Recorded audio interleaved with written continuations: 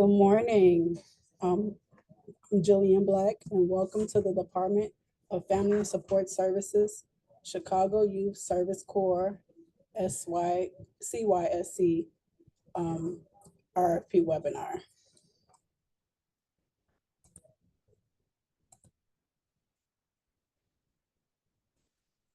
Just a few housekeeping rules. This webinar is being recorded. Due to the large volume of participants, everyone has been placed on mute. Please submit questions using the questions box, and we will address them at the midpoint and end of the presentation. Please use the question box to notify us of any technical issues.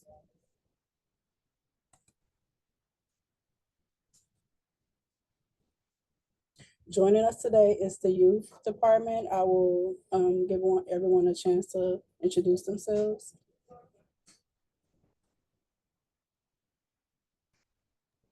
Jillian, I'll go first. My name is Latrice Forbes, and I am the Youth Services Coordinator for the Chicago Youth Service Corps program.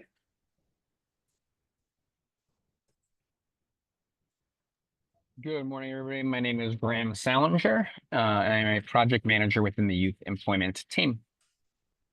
Good morning, everyone. My name is Lisa Carvalho, and I'm also a project manager in the youth service department team. Good morning, everyone. My name is John Weber. I'm the Senior Director of Operations with our Youth Services Division. Very happy to see all of you here with us this morning. Thank you. And now that we've done all of the introductions, we're going to go through the purpose of the RFP, the background and history, program description and goals, current state and priorities of improvement, program eligibility, performance goals and outcomes, selection criteria, the timeline, technical assistance for applicants and e-procurement, and then one last round for questions. And with that being said, I'll turn it over to the youth department to discuss the purpose of the RFP.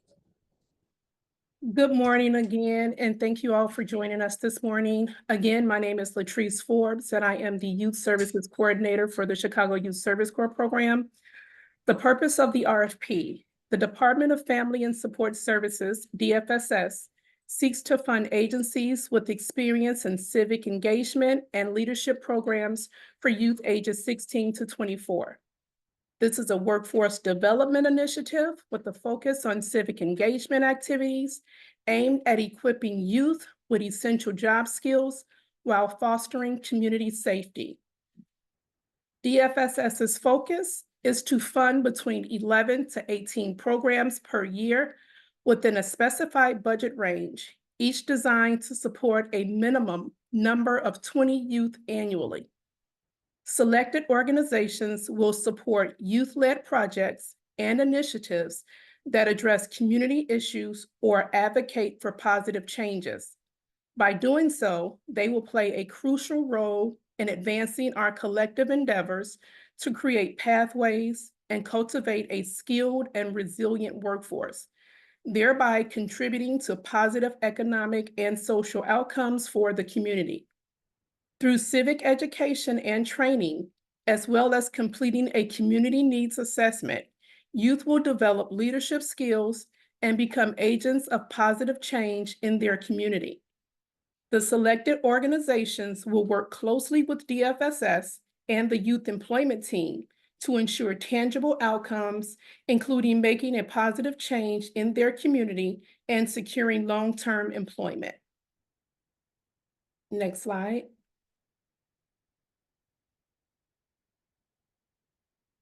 Background: the history of Chicago Youth Service Corps. The Chicago Youth Service Corps was founded in response to the COVID-19 pandemic in 2020. The program offers youth between the ages of 16 and 24 a unique paid opportunity to develop leadership, relationships, and life skills through civic activities.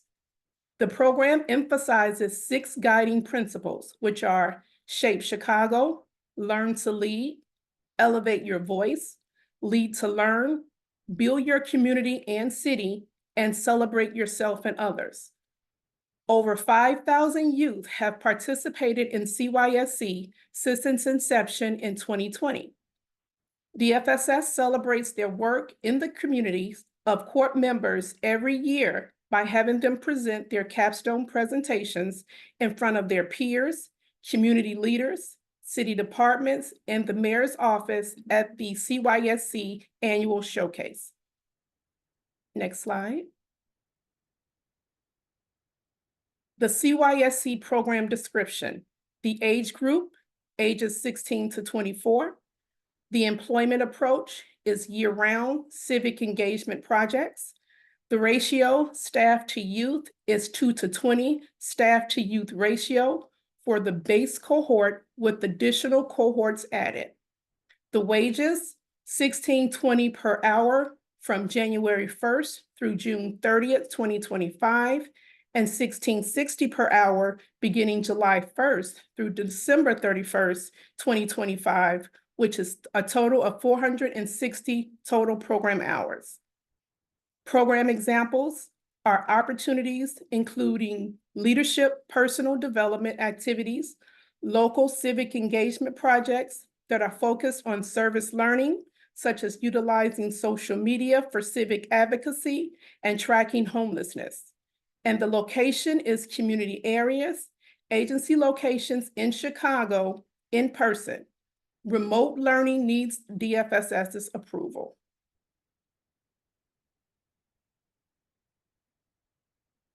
Continuation of the program description, the target population, 50% must identify with one of the 7 priority groups, which are youth in foster care, experiencing homelessness or housing instability, youth involved in the justice system, youth out of school and out of work, youth with disabilities, youth who are ESL, and youth who are youth residing in the census tract that are above 150% of the City of Chicago's average on the Economic Hardship Index. 25% of that 50% must identify with one of the 4 high priority populations, which is youth in foster care, youth experiencing homelessness or housing instability, youth involved in the justice system, or opportunity youth, which are youth that are out of school. The learning platform is My Shine, My Future platform, and employment is 25% of hired youth will transition to permanent employment opportunities. The target populations again are individuals with disabilities, individuals residing in census tract that are above 150% of the City of Chicago average on the Economic Hardship Index, individuals who are English as a second language learner, individuals that are experiencing homelessness, or unstable housing, individuals placed in the foster care system, individuals who are justice involved, and opportunity youth defined as out of school and out of work.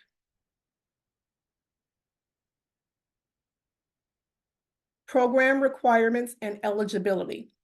Program requirements. DFSS is seeking respondents who have a proven track record in implementing youth development programs, skills training initiatives, workforce development, or service learning opportunities focused on local civic engagement within the City of Chicago. DFSS is requesting agencies to design and deliver a year-round program that focuses on 4 key areas. 1, leadership training and education. 2, project design, planning, and implementation. 3, critical reflection. And 4, relationship building. Eligibility requirements for CYSC include youth must be between the ages of 16 and 24. Youth must be 16 years old by the day that the program starts. If youth are under the age of 18, they must have a consent form on file signed by their parent or guardian. Youth must show proof of Chicago residency, and youth must complete the online CYSC application.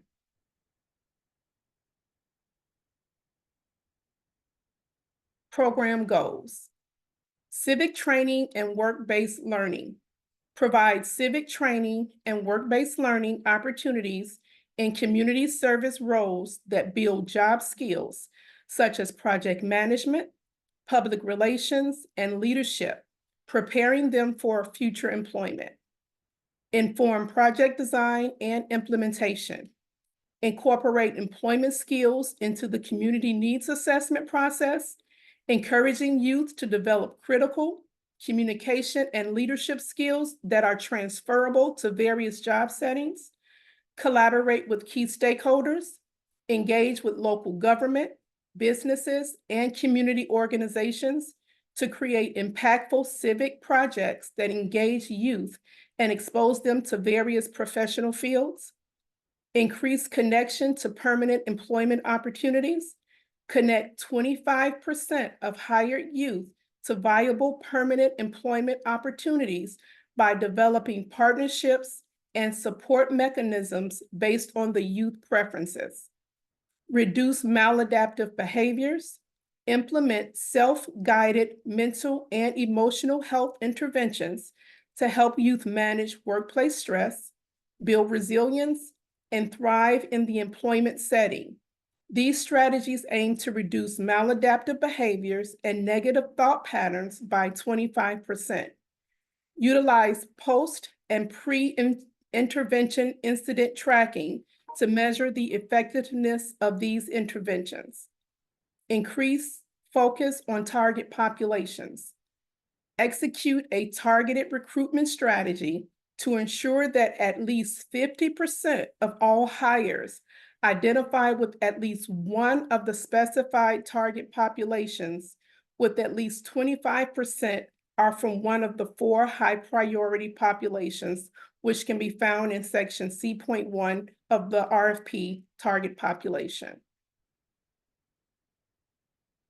Partnerships for recruitment recommended: child welfare agencies, Chicago Public Schools, faith-based organizations, mental health organizations, street outreach organizations, Chicago Police Department, community-based organizations, street outreach organizations, Cook County Juvenile Probation, Mayor's Office with People with Disabilities, and DFSS Youth, Homeless, and Workforce Divisions.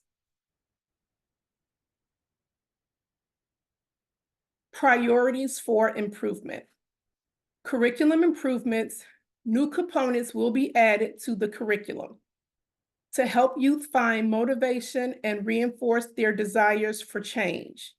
DFSS is requesting that new coping skills are taught to manage anger and address other underlying issues that contribute to maladaptive behavior.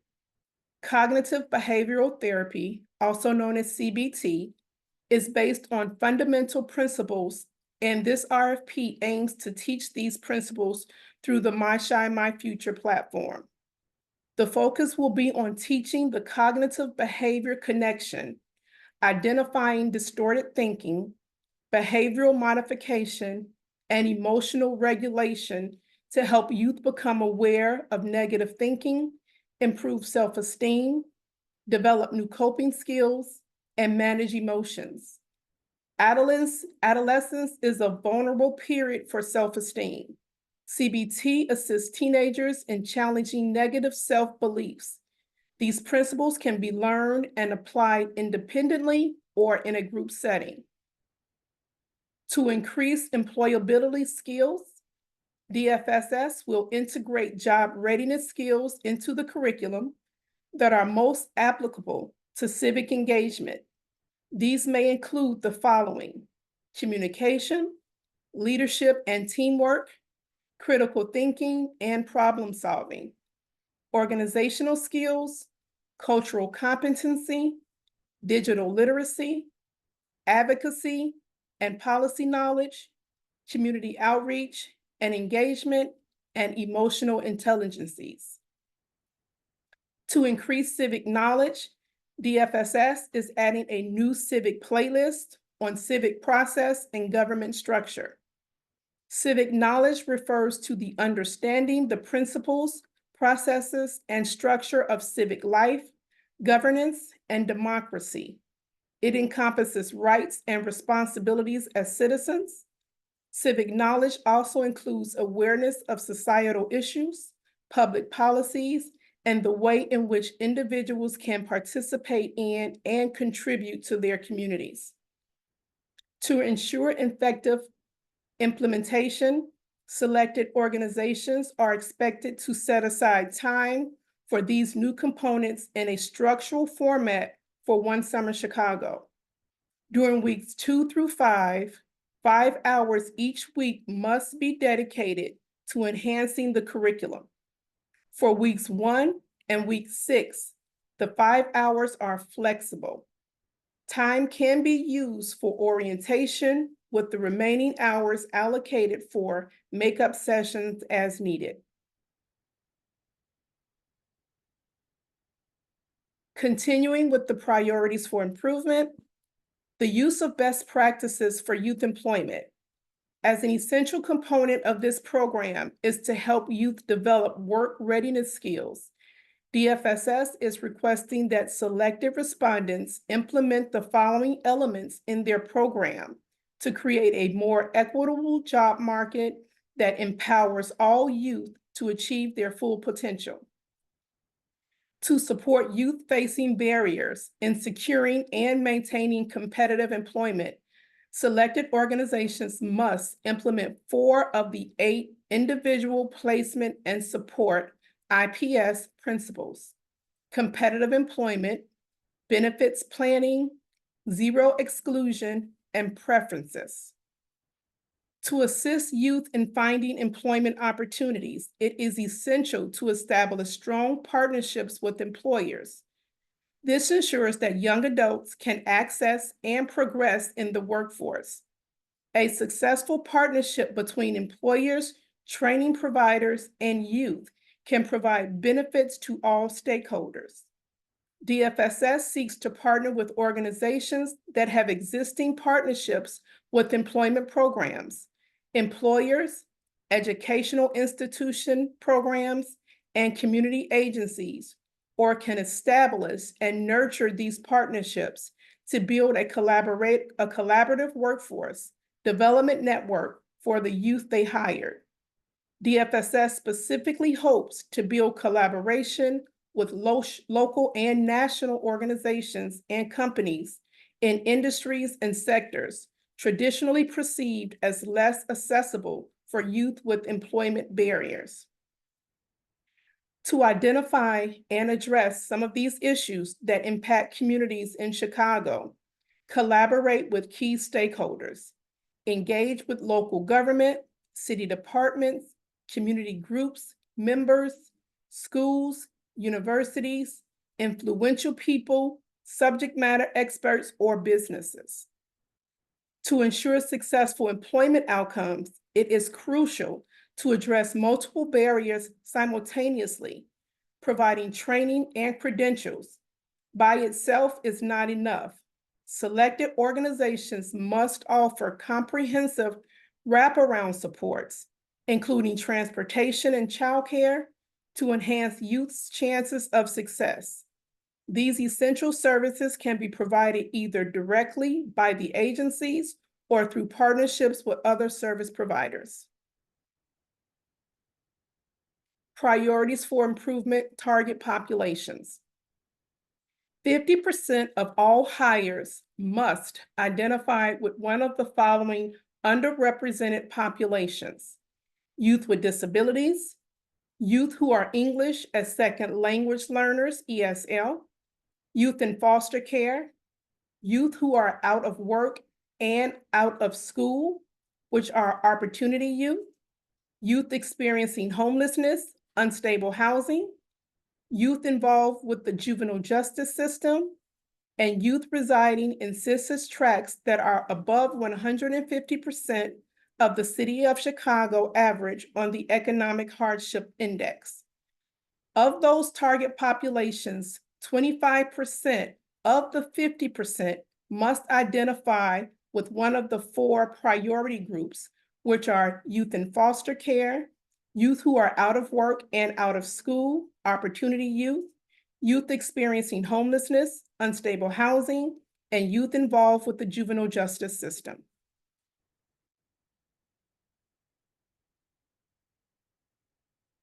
Performance goals and outcomes. Number of youth participating in summer programming must be 85%. Percent of youth hired who secured permanent employment based on the youth's preference, needs, and skill sets must be at least 25%. Percent of youth hired who complete the task and playlist via the My Shine My Future platform must be at least 75%. Percent of youth hired who report a growth in personal and leadership development must be at least 85%. Percent of youth hired who report a growth in civic-minded attitudes and behaviors must be at least 85%. Percent of youth hired who complete all steps of the community needs assessment by the end of the calendar year must be 100%. Percent of hires that work from January to December who contribute and present the capstone project must be 100%. Percent of youth hired that work during Q4, which is the last 3 months of the year, who attend the annual showcase hosted by DFSS must be 100%. Percent of youth hired who receive additional information, support, or services during and after completion of their job must be 100%. Percent of youth who complete at least 95% of available program hours. Percent of hires who identify with target populations criteria must be at least 50%. And percent of those youth who identify with one of the 4 high priority populations must be at least 25%.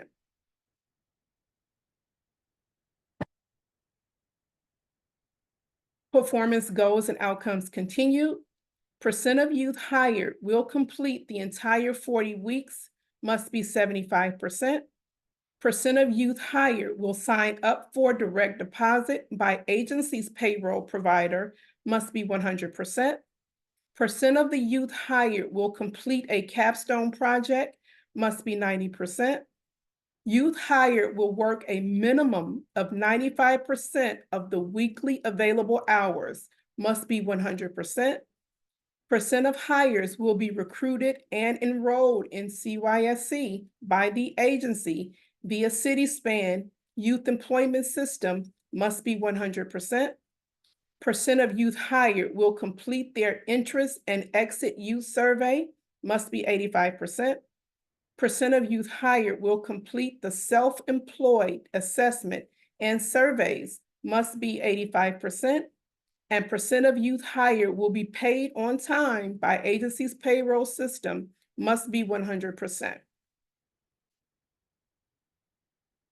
Guidance for respondents, the anticipated awards. The anticipated awards for each health equity zone far south, the percentage of CYSC applicants should be 14%, which is 60 hires for 2 to 3 agencies. For the near south equity zone, CYSC applicants should be 27%, 100 hires, 3 to 5 agencies.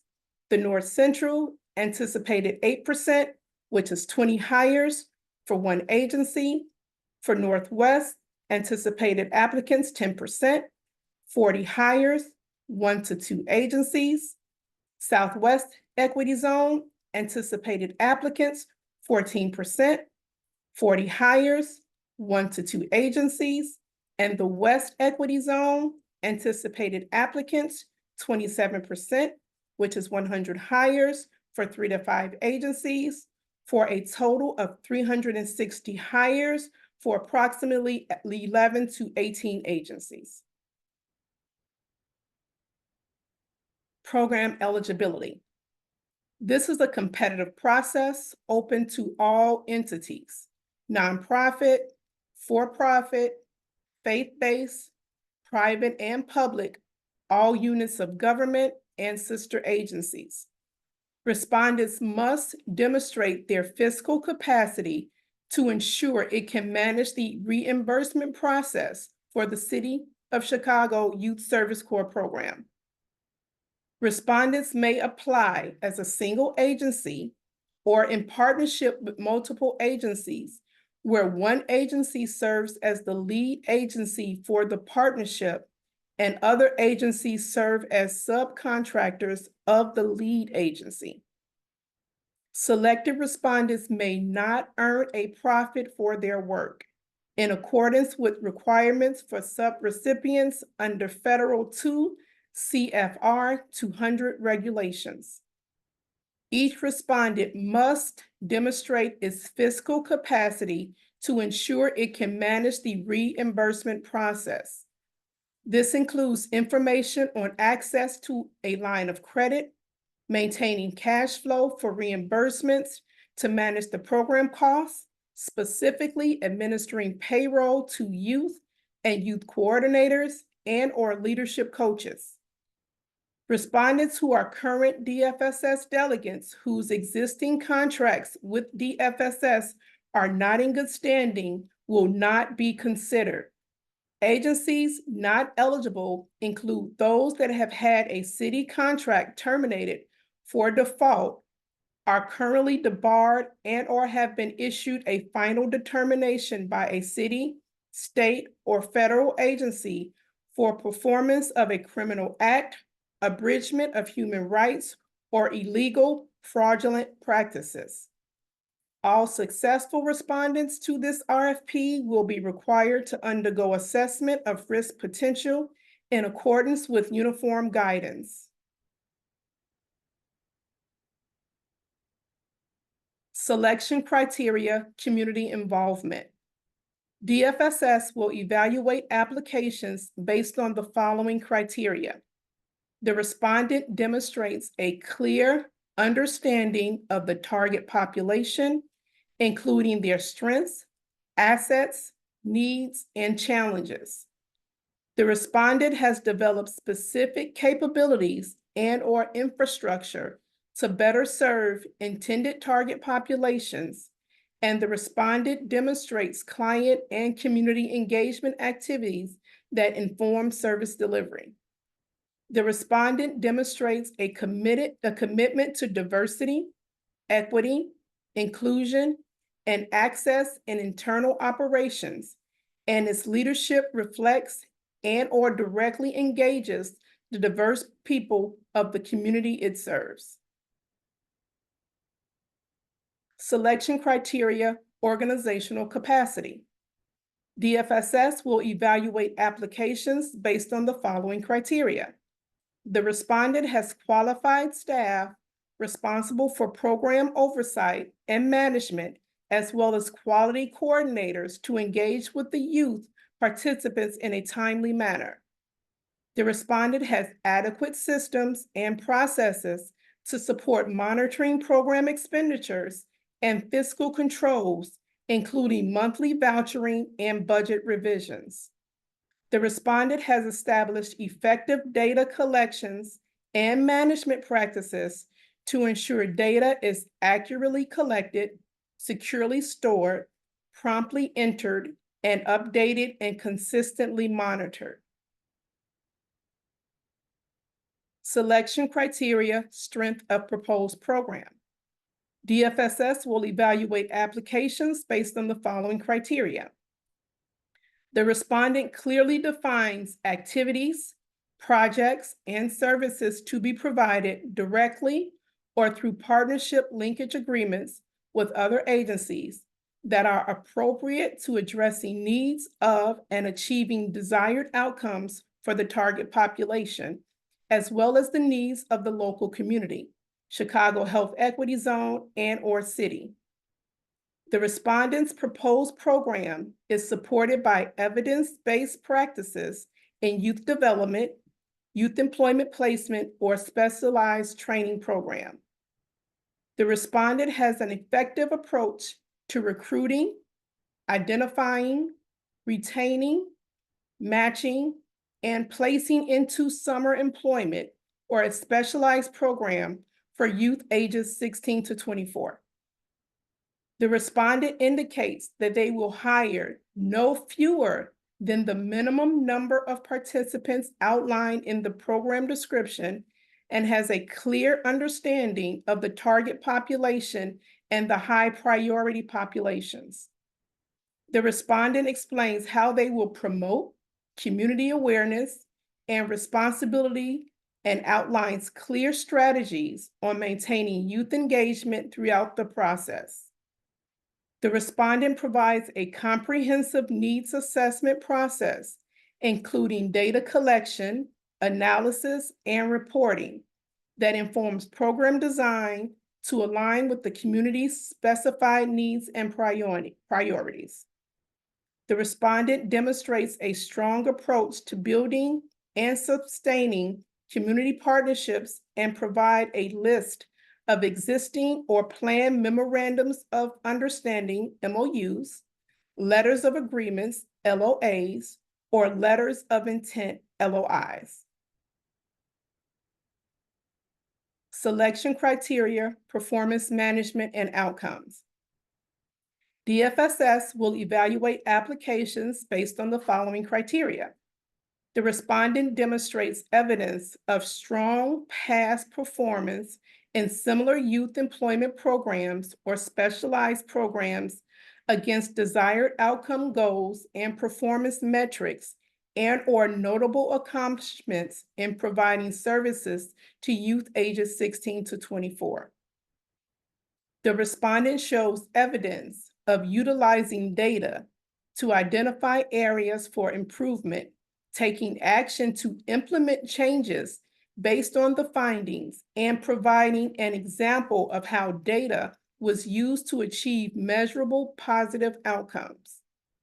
The respondent clearly demonstrates the ability to collect and disaggregate data by specific characteristics, i.e. demographics, and provide a concrete example of when a disparity was identified through this process. Selection criteria, reasonable cost, budget justification, and leverage of funds. DFSS will evaluate applications based on the following criteria.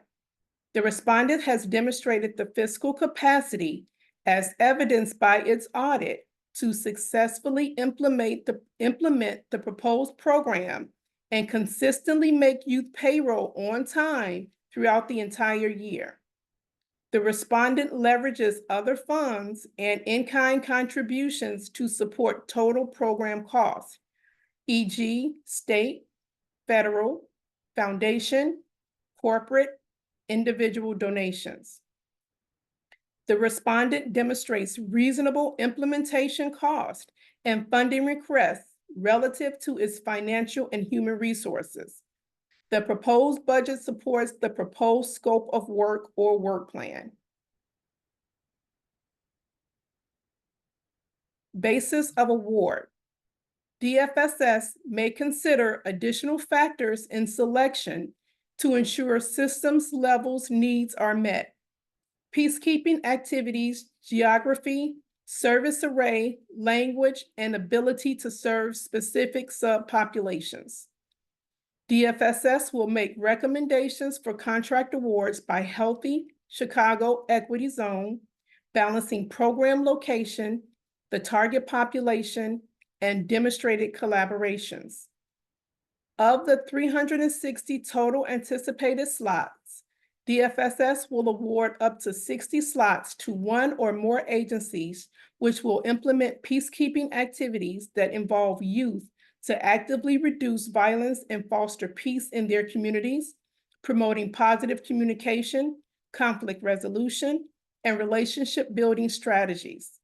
The selected agencies must meet the program requirements and perform measures outlined in Section 1 of the RFP. Respondents seeking funding for multiple sites in different health equity zones are required to apply for each equity zone separately. There are 6 zones. Respondents can only apply for a Healthy Chicago Equity Zone in which they can demonstrate a physical address. Multiple applications by the same agency for the same Healthy Chicago Equity Zone will not be considered. DFSS reserves the right to seek clarification of information submitted in response to this application and/or to request additional information during the evaluation process and make site visits and/or require respondents to make an oral presentation or be interviewed by the review subcommittee if necessary. Failure to submit a complete proposal and/or to respond fully to all requirements will cause the proposal to be deemed unresponsive and therefore subject to rejection. Program budget. The contract term is January 1, 2025 through December 31st, 2025. Based on need, availability of funds, and contractor performance, DFSS may grant up to 2 extensions, each lasting no more than 1 additional year. Additional program activities taking place after December 31st, 2025 may be subject to different compliance requirements associated with other funding sources. Such changing requirements will be identified to the respondent. Indirect costs will be capped at 10% for ARPA-funded programs and 15% for corporate-funded programs. Please submit a budget for 1 year, 12 months of service for this RFP. Cost category definitions are attached as budget instructions in every RFP, except RFPs that have cost proposals. We cannot give you more money than what you ask. However, we can give you less. Use the reasonable cost question on the application to discuss how you determine the cost reflected in the budget. Here is a sample of the Chicago Youth Service Corps budget for the minimum cohort of 20 youth. So for 20 youth, is $16.20 per hour, beginning January 1 through June 30th, 2025, with 11% added for FICA and workers' comp, which equals $17.98 per hour, with 140 hours per year, which totals $50,344. Cost per hour is $16.60, beginning July 1 through December 31st, with 11% added for FICA and workers' comp, which is a total hourly wage of $18.43 for 320 hours, which is $117,952. For the coordinator and instructor and the leadership coach is 1 at $25.35 per hour. That wage is from January 1 through December 31st, with 11% FICA and workers' comp added, for a total of $28.14 per hour for 770 total program hours, which is $21,668. For materials and supplies for 20 youth, the rate per youth per week is $12 for a total of 40 weeks, which is $9,600. For transportation for 20 youth at $20 rate per youth per week for 40 weeks is $16,000. And startup materials for 20 youth at $120 rate per youth per week for a total of 1 week is $2,400. Total direct cost is $239,632. Indirect costs, 15%, is $35,945. Total cost per cohort of 20 is $275,577. Budget or cost proposal, common errors. Common mistakes we see on budgets are fringes. Please check your calculations. Supplies, these are frequently under or over budgeted for. Make sure your job description titles and your job description uploads have the same title. Also put a brief description of the job in the budget document itself if you have not discussed it specifically in your application. And make sure to put your budget in the appropriate column.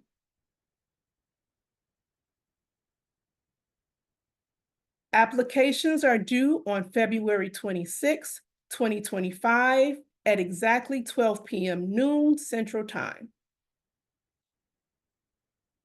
The timeline for this RFP release date was January 29th, 2025. The pre-proposal webinar, which is this webinar, is February 3rd, 2025. Applications are due February 26, 2025 at exactly 12 noon Central Time. Program period begins March 1st, 2025. And we are now going to go ahead and take some questions. Ishan is going to go ahead, and she's the director of the Youth Employment Program, and she's going to address the questions.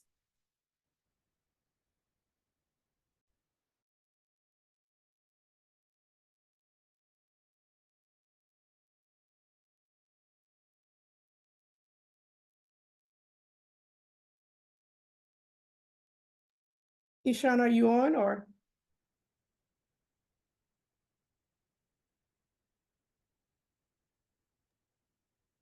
Maybe she needed to step away for a moment. Okay. We can start to look at the questions in the Q&A. Sure. We've answered a few of them already. Let's see. Okay, so there's a number of questions here in the first one. We have a few questions. RFP requires 460 hours. Is there flexibility in the number or expectations about how that time's applied? In person, virtual, hybrid, or independent? Okay, the total program hours is, let me turn my video back on. The total program hours are 460. We expect each participant to complete the total 460 hours. We do understand that, especially with a late start, that may not happen, but the expectation is that each participant do complete the 460 total program hours. John, what was the other question? And I think there's a question about whether in-person or virtual or hybrid formats are allowed, particularly virtual or hybrid. It's the expectation that all programming will be in person. If by chance an agency does need to have virtual employment, then they have to reach out to DFSS and get approval for DFSS for remote or virtual employment. Therese, okay, the next question, part of the same submission here. How do you define employment? I think this refers to the long-term or permanent placement at the end of the program. What examples of employment have we seen across other organizations? I know that employment is defined as unsubsidized employment. John, I'm not sure if we're going to use subsidized employment to define employment. And then also, I believe we are allowing for training programs, schools, things like that as part of employment. So as part of the percentage that is needed to meet that outcome. Thank you. Yes, I think there's a variety of ways that qualify for that long-term or permanent placement. And my understanding is that it doesn't always it need to be full-time employment as well. So more information about those, what qualifies for that type of outcome will be provided to agencies during our kickoff. Let's see, next question, mention of 5 summer hours per week being devoted to some work for the One Summer Chicago program. I believe that was referring to the curriculum of the hours that are required for the entire year. How many of those hours are being allocated for programming that is provided by DFSS? So I think this is particularly focusing on the portion of time that young people would be spending focusing on the curriculum. Okay, yeah, so we are wanting 5 hours per week during the One Summer Chicago program. So CYSC is under the umbrella of One Summer Chicago. So during the 6 weeks for One Summer Chicago, CYSC participants are required to work 20 hours per week for those 6 weeks. So of those 20 hours per week, 5 summer hours are being dedicated to the curriculum. Thank you, Latrice. Okay. Is the organization providing for all the hours or all their modules or curriculum that needs to be completed outside of the organization's program that would then count toward the overall hours? I believe that's addressed in the responses so far. If there's additional clarification or if we're not identifying a certain aspect of your question, can you please add that into the Q&A? But I think that we've addressed all the elements in that one. Let's see. When we're able, can we go back to the 5 hours during summer for clarity? I believe this also refers to the 5 hours of curriculum to be addressed per week during the summer. If there's additional aspects of that, or Latrice, did you hear any different question? No, related to that the was 5 hours? correct. Okay. Can you confirm or clarify the outcome or output related to 100% of youth from January to December to participate in the capstone? How would youth who are entered into direct employment and those that are no longer in the program meet that requirement for participating in the capstone? So if a young person might leave the program early because they're placed into unsubsidized employment. So as long as you have all of your participants as long as you have all of your minimum cohort hired and all of your participants participate in the showcase at the end of the year, then that would satisfy that requirement. So at that point, it would be 100% of all of the participants that you have participating in the showcase. Thank you. Yes, we do understand that youth who transition out of the program, especially those that are placed into ongoing employment, they may not be engaged in your program at that point. Next question. I think may need additional clarity about specifically what you're asking about here. But if we have programs, like a program dealing with youth, and would like these youth to work with our youth-based programs, are there things in place like background checks or other ways to ensure the safety of children that they work with? We have programs like program dealing with youth.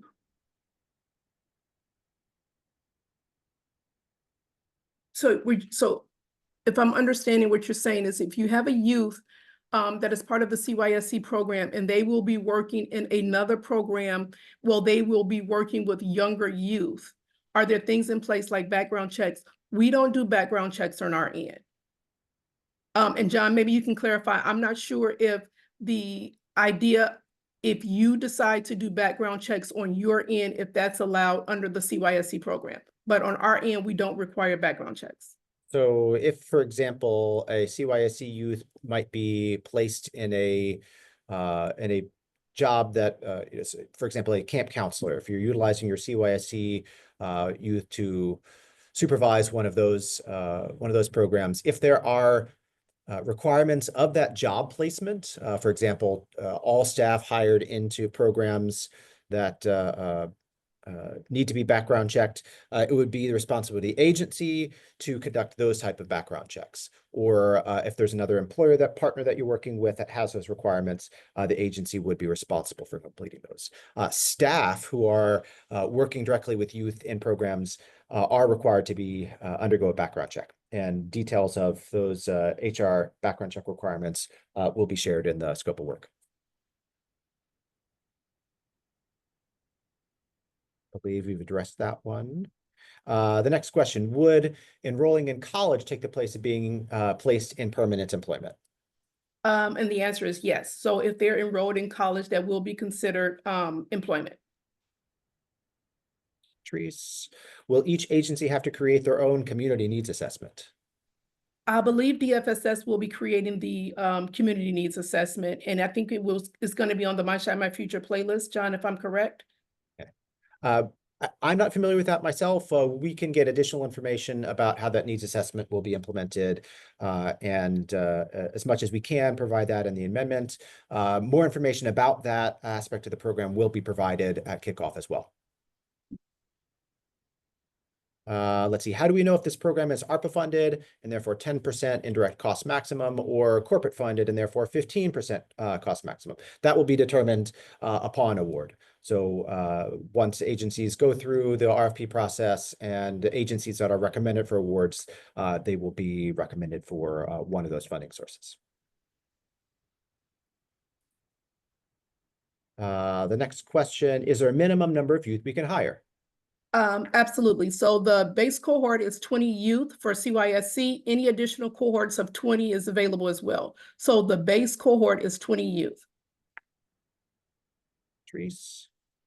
Let's see, this refers to, sorry, I think this is a follow-up question to one that was submitted about MOUs or LOIs.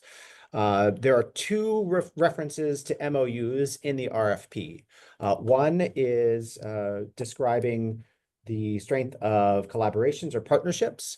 And in that instance, LOIs or MOUs are strongly encouraged because they demonstrate strength of connection and partnership between your organization and other organizations. The application only requests that you include a list of those types of MOUs or LOIs or LOAs. However, if your organization intends to subcontract with another organization to deliver required portions of the program, you would be required to attach that MOU with your application.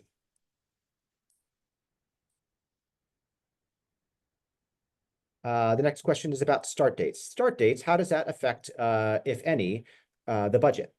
Any impact on the budget, what the program start date is? So it doesn't really have any impact on the budget. So there's 460 total program hours for the participants.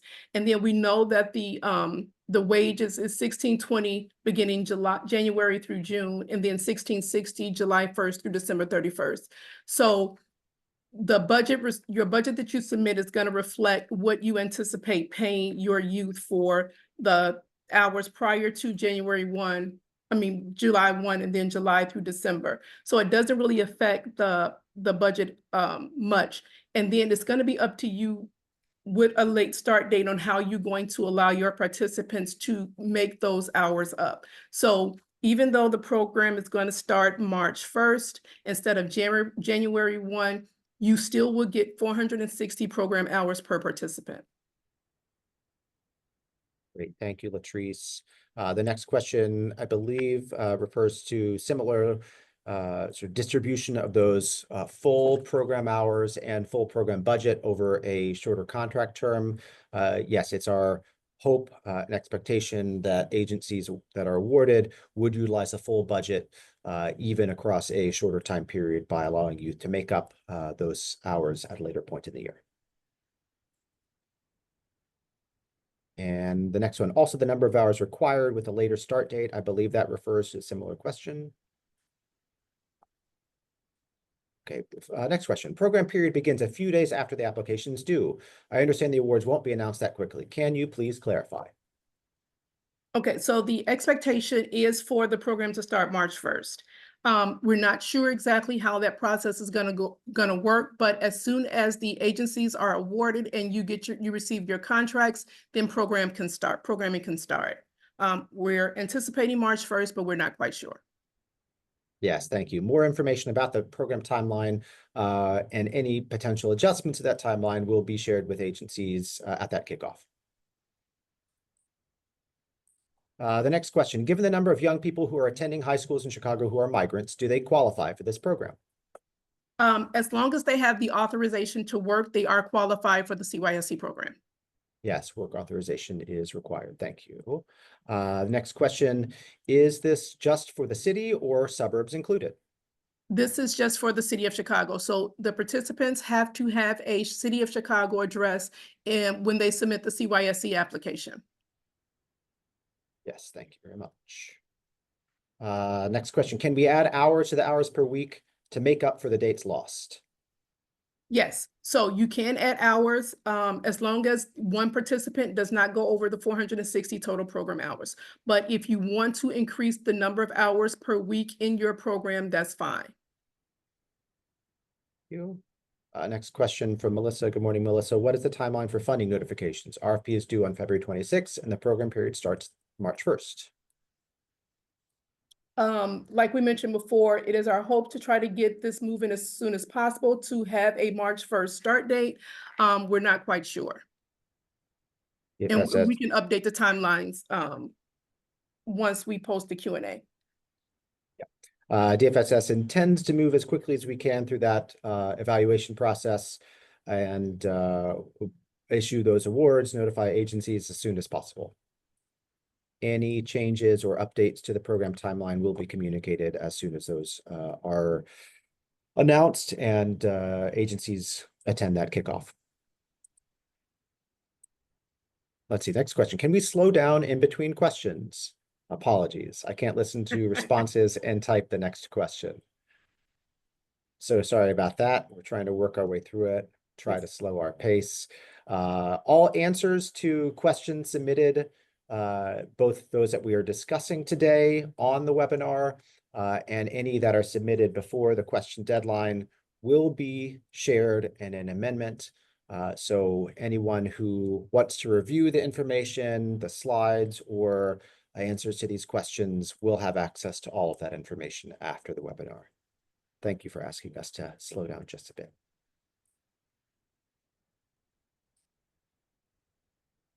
Next question, is the curriculum provided 100% by DFSS, or does the respondent need to create it?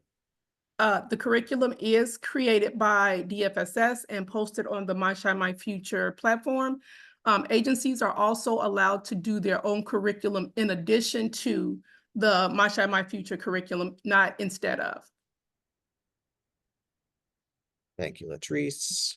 Next question from Mary. Good morning, Mary. Will we receive a copy of the webinar? Yes. After the conclusion of the webinar today, the recording of the webinar, which includes the projected slides, will be posted on the DFSS website and on YouTube. As mentioned, written responses to the Q&A will be published in an amendment as soon as we're able to work through that. Hopefully just a few days. Next question from Corey. Good morning, Corey. To be clear, youth will be working directly with agency only for their 20 hours, or is it agency's goals to have them employed by partners for their work hours? That's entirely up to the agency. So when you apply for funding and you have 20 youth, it's going to be your determination whether you're going to have your youth work at your individual site or if you're going to put them at additional sites. However, each site that the youth are placed at, these sites do have to have a City of Chicago physical address. So they can't have a suburban address. Thank you, Patrice. The next question, I think just a confirmation that we addressed their earlier questions about background checks. Glad we covered that.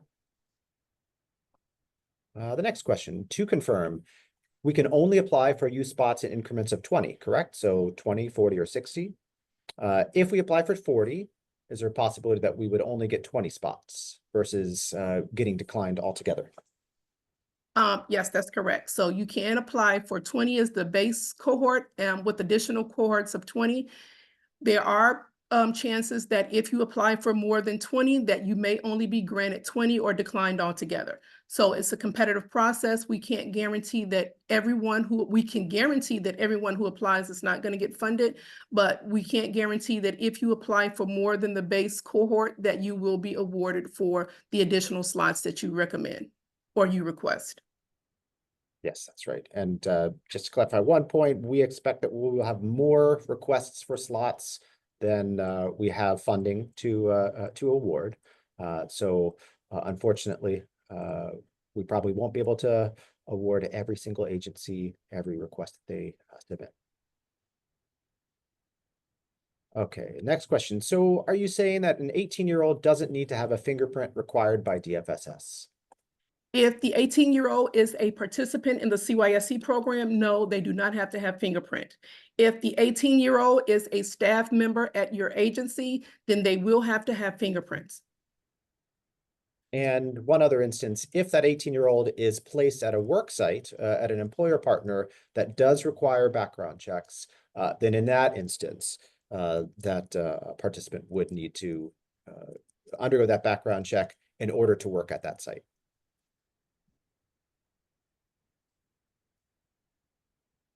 The next question, explain the Peacekeeper program in the RFP. Is this separate from the CYSC program? No, so it's actually a part of the CYSC program. So agencies have the option to determine if they want to conduct the peacekeeping portion of the program. So it's just a component added to the CYSC program. So it's not a separate program.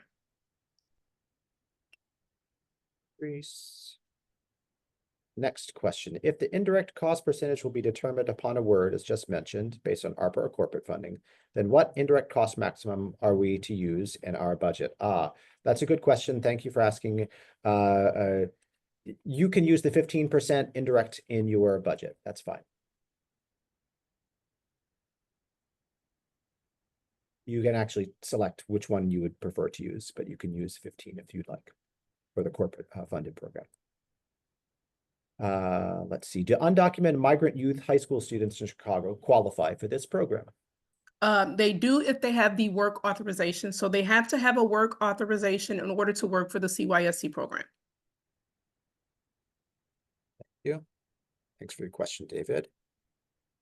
Question from Marlon. Good morning, Marlon. If we ask for additional cohorts, do they all need to start at the same time? Yes. So once you submit your response to the RFP, in your response, you're going to ask for the number of youth that you want to hire. So if you say 20 or you say 40 or you say 60 and you are awarded those slots, they all have to start by the beginning of the program.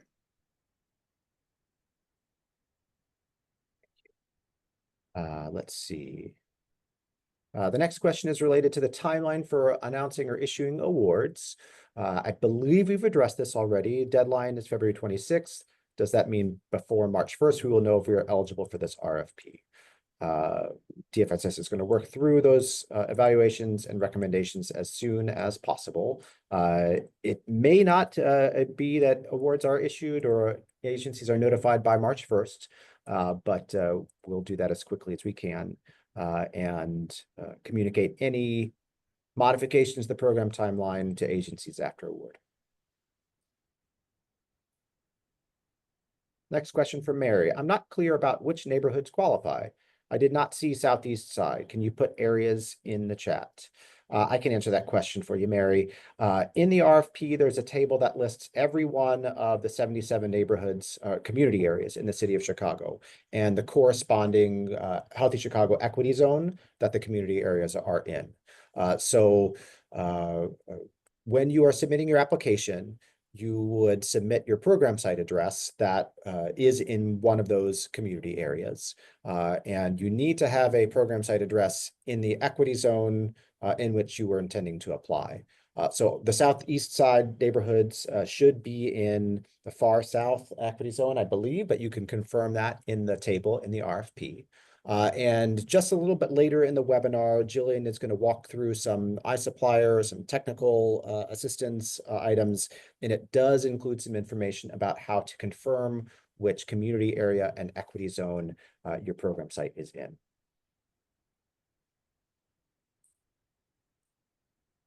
The next question, explain the IPS in the RFP. Is this new?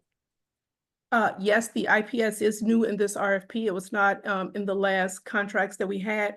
I don't have all of the information, so we'll make sure that we add this in the chat, or we'll make sure that we add this to the Q&A and post it as well. Yes, thank you. We'll get a little additional information about that to the extent that we can. Next question, Mary, but how can they submit an address if they're homeless? You said homeless people qualify. Yes, there are instances in which youth who are experiencing homelessness or housing instability may have an address, even if it's a temporary address.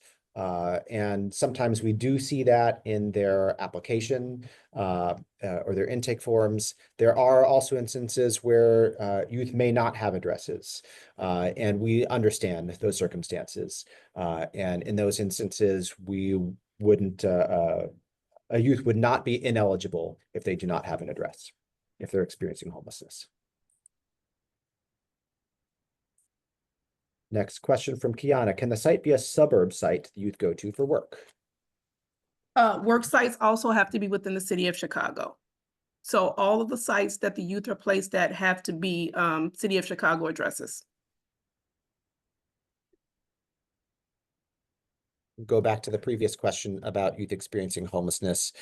There can also be other ways that youth may affirm or attest that they are experiencing homelessness. For example, if there's a letter from the Department of Human Services or a homeless shelter or self-attestation from the young people. When young people submit the application for the program, they are self-identifying with the different target populations, and that's one way that they can do so. The next question, what is the selection process? Is it a committee or agency? Is it comprised of independent grant readers? I can answer that as well.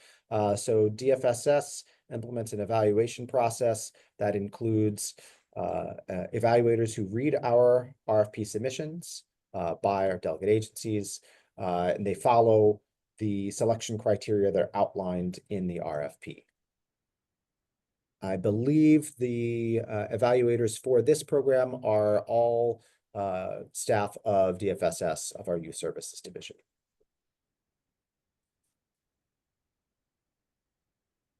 There's a question about how, from Corey, about how the lottery selection will work. So we understand that some agencies have youth that they work with that are part of their existing programs that they may want to have as part of CYSC, and that's fine. But 50% of your youth have to come from the lottery. So City Span, where the youth applications will be, there's going to be an applicant queue.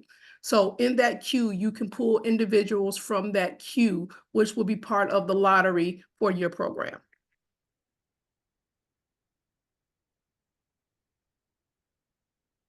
Trees. Okay, the next question. According to the RFP, each agency can only receive 551,000 in one equity zone. Wouldn't that mean the maximum we can apply for in each zone is 40 youth? For CYSC, it's a minimum of 20 youth. So there's 20 youth-based cohort. So last year it was 40, this year is 20. That's the minimum amount. That's Yes. the minimum. Yep. Yeah. Okay. I do understand the question is asking about what's listed as a maximum per equity zone of that 551, which I believe would be 40 slots. I believe, and we will review this in the RFP and provide a clarification in the amendment. Thank you for that question. The next question. So do you have assistance for those that are first timers with applying for this grant to be sure that they stay compliant?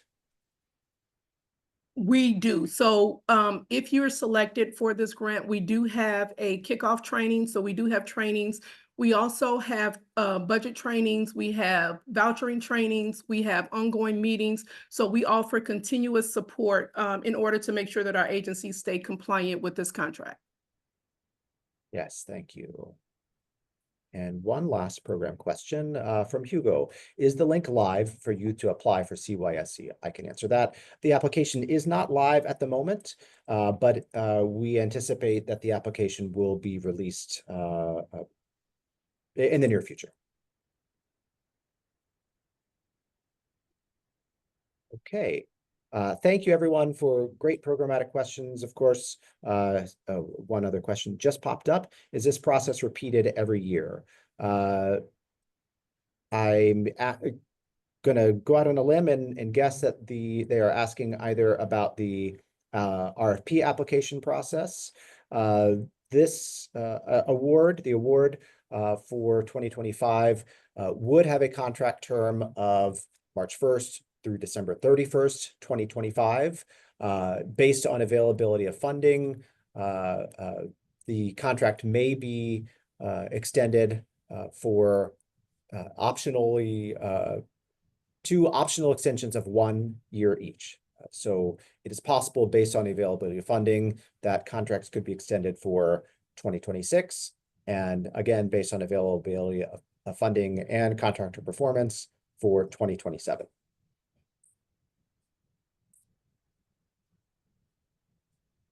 Only a couple more questions popping up. Will this webinar be available for replay? Yes. Recording of the webinar, including the slides, will be made available on the DFSS website and on YouTube. When will we be able to access the application? The application is available now on the iSupplier portal, and Jillian will provide more information about that momentarily. Thank you for the TA session. Yes, our staff is terrific in providing support to our delegate agencies regarding program requirements, using CitySpan or MyShine My Future, those data systems and platforms, and many other aspects of the program. Last comment in the chat right now is great job, Latrice. Yes, well done, Latrice. We'll continue to monitor the Q&A for other questions that pop up. Now I'm going to pass it over to Jillian to walk through application tips and other iSupplier guidelines. Thank you, John. Just a couple of application tips. We can't stress this enough to start your application as early as possible and save it as often as possible as you're working on it. If you have never done business with the City of Chicago, please register into iSupplier, also known as e-procurement, ASAP. Review RFP narratives and application questions closely. Remember, they align with the scope and selection criteria. Use the information in the RFP for guidance in formulating your answers. Carefully review the selection criteria. There is a 4,000 character limit, which includes punctuation and spaces. Each response is allotted 4,000 characters. Please do not use the back button on your browser when working on your application. And again, we encourage you all to start your application as early as possible and to save it as often as possible.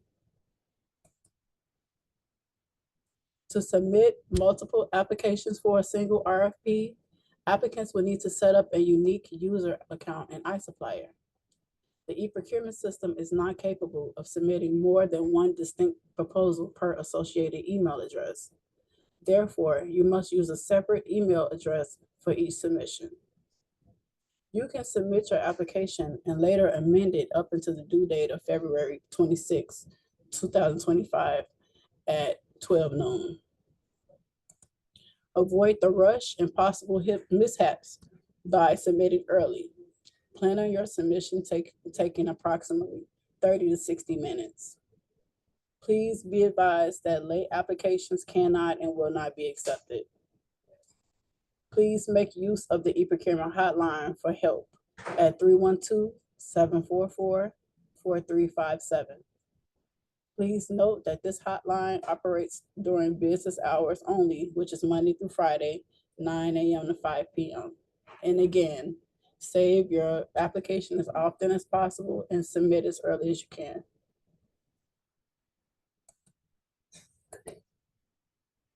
Determining your equity zone. Selected agencies will serve the Healthy Chicago Equity Zone they apply for. Respondents must provide their organization's address where they will provide services. Program sites must be in the equity zone in which you have applied. To find out which Chicago community area your organization is located in, please visit the data.cityofchicago.org website. Consult Table 5 to identify the corresponding Healthy Chicago Equity Zone for your program site.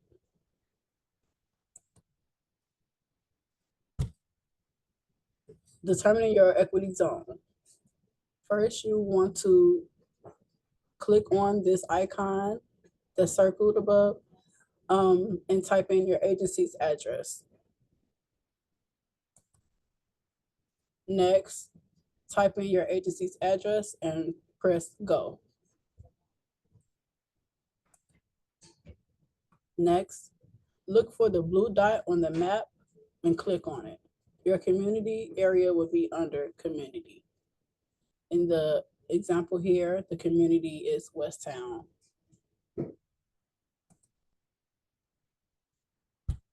New agency requirements. We require agencies to provide articles of incorporation and any amended articles of incorporation. We require IRS affirmation letter. This is for not-for-profit agencies only. This letter must be dated within 60 days of submission. You can obtain this by calling the IRS directly at 1-877-829-5500. If you are a for-profit agency, submit your original letter from the IRS showing your FEIN number. We also require unique entity identifiers, also known as a UEI number, as well as a CCR, which is a central contractor registration, which can be provided on the entity overview page on the sam.gov website. And lastly, we require a certificate of good standing letter with the state of Illinois. As of April of last year, we require a new labor peace agreement ordinance, which is an agreement between an employer and labor union that ensures that an organizing drive is not impacted by union busting techniques, including employee retaliation, and in return, they will not strike or stop work in a way that will impact human services. The new LPA ordinance applies to all DFSS and CDPH delegates with 20 or more employees working for their organization and contracts entered into after April 2024. The only exemption is that this does not apply to hospitals. The contractor must provide written notice of the commissioner or her designee within 72 hours of becoming aware that employees want to organize or that a labor union or that a union seeks to represent employees. The contractor must enter into an LPA within 90 days of receiving notice from a labor organization that it represents or seeks to represent employees. For technical assistance, on the DFSS webpage, there is a link to the RFP of interest and training documents. Please see alert section on our website. For questions on registration and e-procurement technical assistance for delegate agencies, please contact customer support at cityofchicago.org. And they also can be reached via phone at 312-744-4357. We also have training materials, which includes documents and videos on the cityofchicago.org website under online training materials.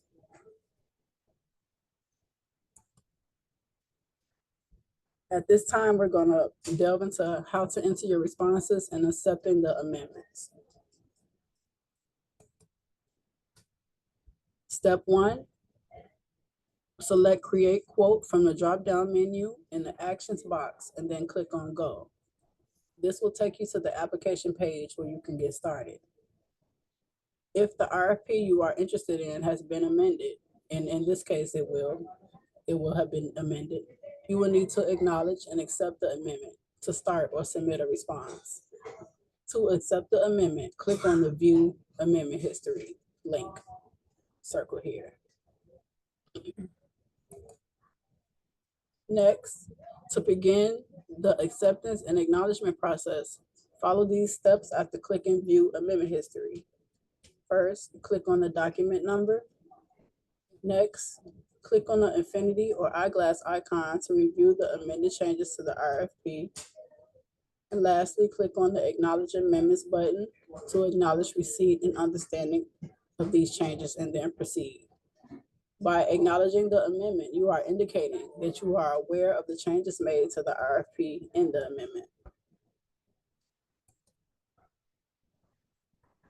Next, when you get to this screen, you click on the I accept checkbox and then click Acknowledge. Next, you click on Yes to indicate that you confirm your acknowledgement of the amendment.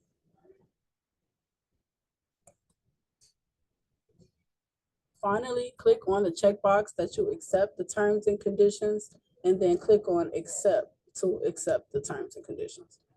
This is the final step in acknowledging and accepting the amendment. Instructions on submitting your application once you have accepted the amendment.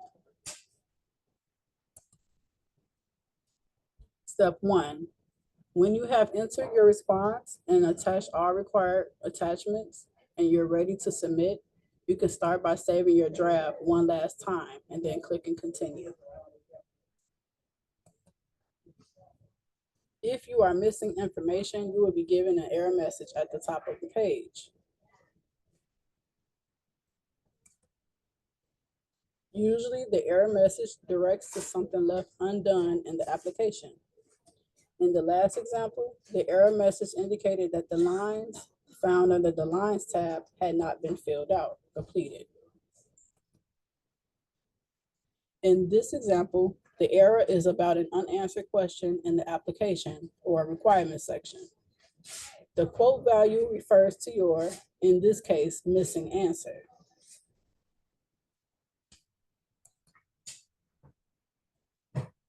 Once your application is free from errors, and again, you've attached all of the required attachments, you are ready to proceed and submit. Now, at this point, clicking continue should put your application into the review and submit phase. When you see this page, this is your last chance to review all of your data and to confirm that it is accurate. Check your attachments and scroll down to the bottom of the screen to see all of your responses. At the bottom of the screen, you will be asked to provide an electronic signature. Be sure to fill in the signature before checking that box. Lastly, you can click submit to submit your application. Any questions? And again, we still, the question deadline isn't until February 5th. So if you don't have a question at this time, please feel free to submit your questions. Questions can be submitted to Ishan Spencer, who is the Director of Youth Employment.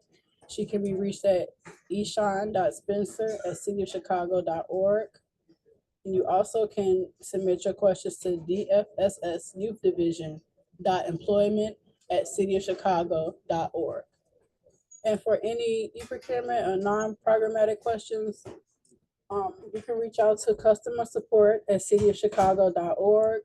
And you can also reach out to me. My name is Jillian Black. I'm the procurement proposal coordinator. And I can be reached at jillian.black@cityofchicago.org. I do see that we have 2 additional questions that popped up in a Q&A. Let's see, do you have to fill in the budget page or just attach the budget? I believe this is referring to the budget page in iSupplier. You do need to do both. Is that correct, Jillian? yes. Yes. So attach the budget form, the completed City of Chicago budget form, and also submit that information in the iSupplier portal as well. Jillian, can you answer this other question? Can you review the LPA more? Additional information about the labor peace agreement, or just reiterate what was shared earlier? Second. It's gonna pull up the slide. So this LPA ordinance applies to all DFSS and CDPH delegates with 20 or more employees working for their organization and contracts entered into after April 2024. And the only exemption is that it does not apply to hospitals. And the definition of a labor peace agreement is an agreement between an employer and a labor union that ensures that an organizing drive is not impacted by union busting techniques, including employee retaliation, and in return, they will not strike or stop work in a way that will impact human services. I hope I was able to answer your question. Thanks, Jillian. If you have more specific questions about labor peace agreement, you can submit those and we will work to get additional information in our amendment. Let's see, the 20 workers, is that separate from the 20 youth? I'll try to answer this, Latrice. If missing something, please jump in. So the program will award contracts in cohorts of 20. That's 20 youth participants who are placed in your organization for training and work placement. Latrice, what would you add to that or clarify? Right, and you may hear the 20 youth be referred to as employees as well, because we are training them to be employees. So they are working, they're receiving a salary. So the 20 youth are also the 20 workers. So some people may say I have 20 youth employees or I have 20 youth participants, but there are 20 youth as a part of the CYSC program.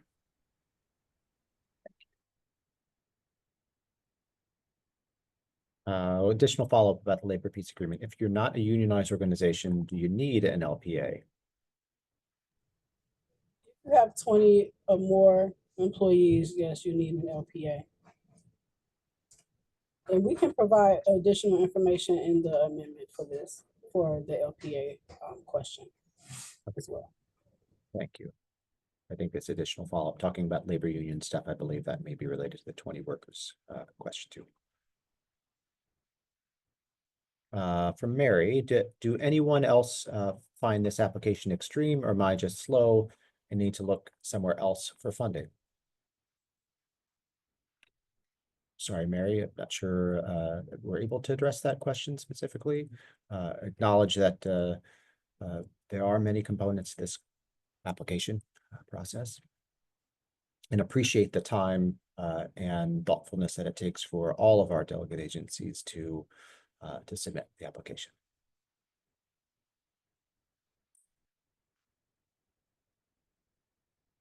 Question from Toby. Hi, is the 20 youth separate amount from the one summer program? So if you, once you hire your 20 youth, they're still a part of the CYSC program, but they're under the One Summer Chicago umbrella. So they still have to work 20 hours during the same period for One Summer Chicago. So for the 6 weeks during One Summer Chicago, they will still work 20 hours per week for 6 weeks for CYSC, but it's not 20 youth for CYSC and then separate youth for One Summer Chicago under the CYSC program. One Summer Chicago, SYEP and Chicago Ability are separate applications. Yes, thank you. One Summer Chicago is an umbrella for a number of programs, both of the Department of Family and Support Services. Latrice mentioned SYEP, which is a Summer Youth Employment Program, and Chicago Ability. Those RFPs actually, I believe, are released today. So additional opportunities available on e-procurement. And One Summer Chicago also includes programs administered by some of our citywide sister agencies. But they don't need to complete an OSC application.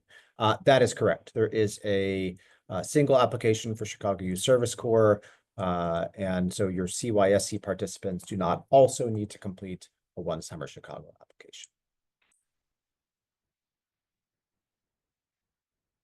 Program question. Yes, thank you for reiterating this. This popping up in my queue twice. If the employment pipeline you have available for youth requires training and a certification, can we add that cost in the budget, cost for training or certification? Yes, I believe you can. Once agencies are awarded, there's going to be additional budget training. So we'll have a separate training that will tell you what can and can't be added to the budget and where you can add that in the official budget. Yes, thank you. We'll provide guidance to all of our awarded agencies to submit those budget forms accurately. Couple more questions popping up. Sorry, back with this one for clarity. All CYSC youth are not required to have a fingerprint background check. This is separate from what the job may ask for. Correct. So CYSC participants are not required to have a fingerprint background check unless they're working for a program or at an agency that does require a background check.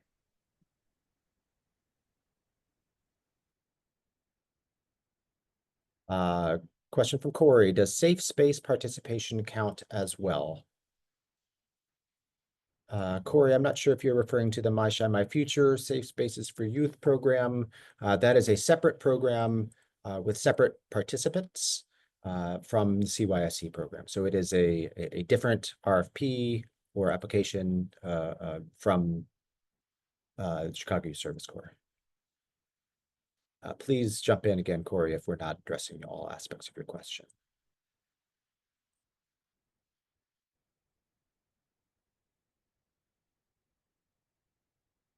Another question from Toby.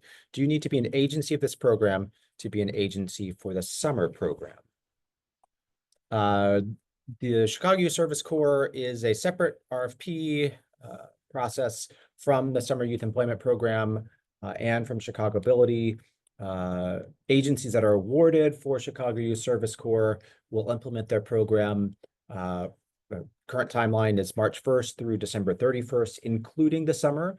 There's not a separate application process for CYSC agencies to participate in the summer. So those agencies will continue their programs throughout the summer period, concurrent with One Summer Chicago, and CYSC participants will also work 20 hours a week for that 6-week summer period. Hope we've addressed that, your question, Toby. Thanks.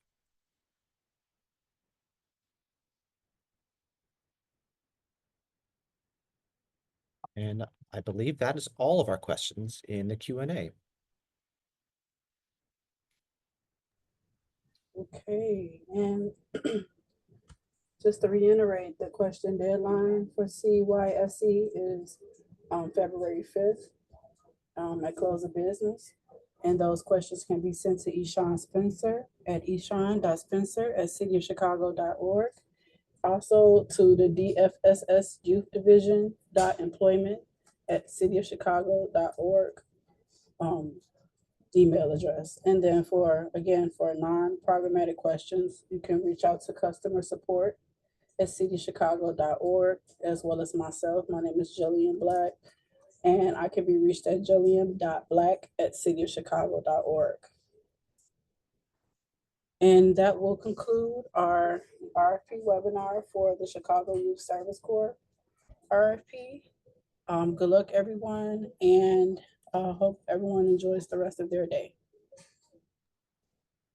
Thank you.